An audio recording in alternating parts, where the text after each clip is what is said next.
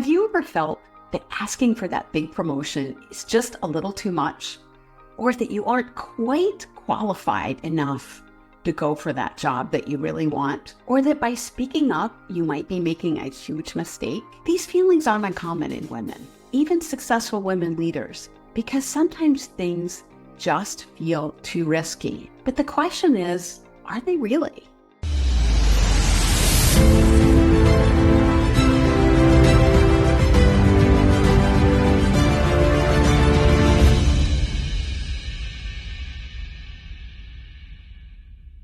Before we dive into why women are uncomfortable with taking risks, I want to talk about a little bit the difference between risky and recklessness. Because a lot of women hear the word risk and they get this image of, someone skydiving or someone driving a motorcycle down the road at 100 miles an hour, or things that are just downright reckless. I'm not talking about that. I'm not talking about being reckless. I'm talking about strategic risk-taking, getting outside of your comfort zone and putting yourself in a position where you could fail. Because really, that's the definition of risk. Risk is doing an action that could potentially have negative consequences. Now, we've all talked about weighing the risks and rewards, doing your pros and cons, and you have to do that. You have to be strategic about your risk-taking because you want to make sure that you can live with the consequences. For instance, to me, driving down the road highway on a motorcycle at 100 miles an hour is not only reckless, the consequences of that are something I can't even live with, right? Because most likely if something goes wrong, you're going to die. Those are not the kind of risks that we want to talk about. But you do want to be careful to make sure when you're taking risks that the consequences are something that you could potentially handle. That being said, it's still really important to take the risks. So let's talk about why women in particular have a harder time taking risks than men often. One of them occurs when we're under stress. So our natural stress response, which was wired into us hundreds of thousands of years ago when we were living in the caveman days, under stress, women were taught to pull back. Right? Because when the tribe is under attack by the saber-toothed tiger, the women's job was to take the kids away and protect them and make sure they were safe. The men's job was to go out and fight the saber-toothed tiger. So from a biological standpoint, when we're afraid or under stress, men tend to be more aggressive and women tend to pull back and be less aggressive. That doesn't have to change what you want to do about taking risks, but it's a good thing to be aware of because sometimes when we feel that instinct to pull back, we have to stop and ask ourselves, okay, I'm under stress. So is this a valid, I need to pull back and protect myself? Or am I just, are my instincts just kicking in and I really don't need to pay too much of attention to that right now? The other thing is socialization. Now, many women are socialized not to take risks. I think that's changing, thankfully, with the younger generations, but it still exists. We're not taught the way boys are to go out and take risks and go play in the dirt and get hurt and climb trees and do all of this stuff. We often get in a lot more trouble doing things like that the boys do, right? I know I did as a kid. But that socialization is changing. And again, it's something to be aware of. It doesn't have to define who you are today. And finally, there is still subtle and not so subtle pressure in the workplace for women not to take risks. Sometimes they're even punished for taking risks, or there are consequences that women feel that men doing the same thing might not. It's a reality. We have to deal with it. But again, we can't let it stop us. We can't be reckless. We have to be very strategic about our risks, but we can't let those barriers that exist stop us from taking the risks. Why? Because if you don't take risks, you're never going to get the job that you really want.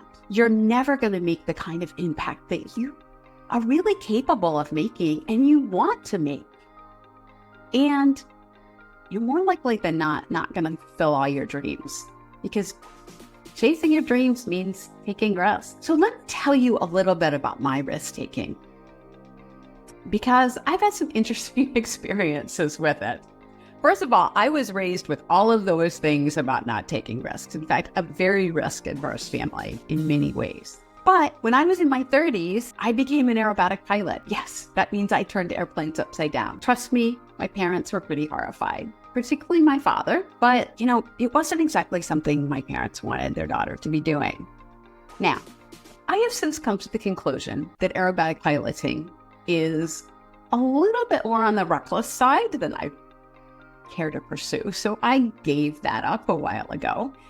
But I learned so much about myself taking that risk, putting myself that far outside of my comfort zone, because it gave me some expanded knowledge about just what I really could accomplish. And I think that's one of the most beautiful things about taking risks and succeeding, sometimes even in failing, is that it helps us really expand our view of ourselves and the things that it's possible for us to do and accomplish. Now, I was also kind of known for taking risks at work too. Unlike many women, I was the one that always raised my hand to take on something new and try something, even if I was completely not qualified for it, because I love to learn. And embracing learning is one of the best ways to help you take good risks, because by learning new things, first of all, you can learn a lot during your research about whether you want to take a risk or not. And secondly, you can learn a lot once you're taking the risk so that you can continue to mitigate that risk and make it less and less risky. The more information you gain, the more skills you gain, the more that you accomplish. So learning is a great underpinning for taking risks. But sometimes you have to actually take the risk before you do the learning. For instance, there was one time I was offered the opportunity to take over the print shop in my company. Now, I had no idea how to run a print shop. I knew what they did. I was used to working with some of the groups that fed the print shop material. I knew about the process, but the mechanics of it, the actual detailed process in the print shop, no clue. But I was offered the opportunity to take this on, and of course I said yes. But again, the experience, first of all, taught me so much about myself and what I was capable of learning. It taught me a lot about building relationships with people, both inside and outside of the company, who I needed to help me be successful in this process. Because one of the things we often forget when we're taking risks is that we're not doing it alone. There are people, A, that are often taking the risks with us, willingly or not, and B, that are going to be invested in our success so that they're going to help us and again, help mitigate that risk. The other thing was about the print shop is that I got to again expand my vision of who I was and what I could accomplish. Now, I was super grateful for all the help that I got in transforming the print shop, because at the time I took it over, it needed all new equipment and some really tough decisions to be made. And we navigated that as a team, both team inside the company and out, in order to transform the print shop into a useful tool that was actually still running when I left the company. It's just one example of how you can take a risk, go someplace completely outside of your comfort zone, and at the end of the day, it helps you in more ways than you can possibly imagine, including expanding your vision of yourself, giving you new skills and knowledge, building new relationships, and giving you a broader view on the company or industry you're in order to be able to make a bigger impact in your future roles. It sets you up for a lot more success in the future. In conclusion, it's not only okay to take risks, it's necessary. It's how we grow. It's how we become the women that we want to be, the leaders we want to be. And ultimately, it's how we make our dreams come true.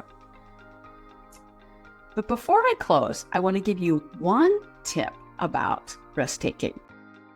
Evaluate your reasons for not taking a risk. Because we often think that we have all these great reasons for doing it. It's not the right time. I don't have enough knowledge. Somebody else is more qualified. Whatever the reasons are that we come up with to justify why we're not going to take a risk. I'll give you a little hint. 95% of the time, they aren't reasons, they're excuses. And I know this firsthand because I used to be the queen of excuses. There's always some reason I couldn't do something. And when I really pulled them apart, as far as taking, especially around risk taking, they were often excuses that I created to keep me safe. Now, sometimes they are valid reasons. You know, I'm not going to deny that. There are valid reasons for not taking risks at certain times. However, when you come up with your reasons, I want you to take a good hard look at them and ask yourself, are these reasons or are these excuses? And you might want to get a second opinion on that as well. Maybe a third one. Because we're really good at coming up with excuses that sound totally like valid reasons. I would love for you to share your own experiences with risk-taking, either in the comments below. You can connect with me on LinkedIn and share them. I would love to hear what your experience is with risk-taking. Are you a risk-taker? A semi-risk taker? Or someone who doesn't step out of their comfort zone until they're really pretty sure that everything's going to work out? It's okay either way. Risk-taking is baby steps. So let me know your experience with risk-taking. Don't forget to subscribe to the channel for more empowering content, including interviews on the Daring to Transcend podcast with a lot of amazing women leaders who are taking risks. And I'll see you here again next time.